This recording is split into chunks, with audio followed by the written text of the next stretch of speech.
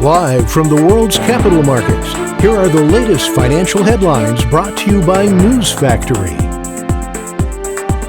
Hello and welcome to our daily financial outlook. Stay with us for more market headlines.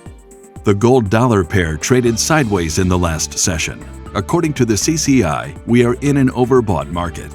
The euro-dollar pair traded sideways in the last session. The MACD is giving a negative signal, which matches our overall technical analysis.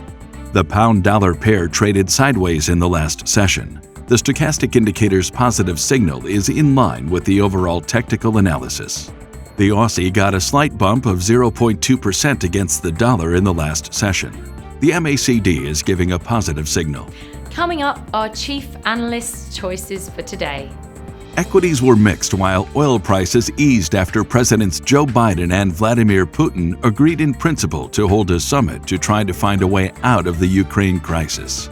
Crypto exchange FTX is launching a new team focused on driving cryptocurrency and NFT adoption in the gaming world, according to a report. Tesla Inc. faces a review in Germany over an autopilot feature as regulatory scrutiny intensifies into the car maker's driver assistance technology. Those were today's major economic events, and now moving on to world financial headlines. The U.S. S&P Case-Shiller home price indices will be released at 1400 GMT. Germany's IFO expectations at 0900 GMT. The UK's public sector net borrowing at 0700 GMT. Germany's IFO business climate will be released at 0900 GMT. Germany's IFO current assessment at 0900 GMT. The US market manufacturing PMI at 1445 GMT. We hope that you've enjoyed Tuesday's financial report. On behalf of all of us here, we wish you a productive trading day.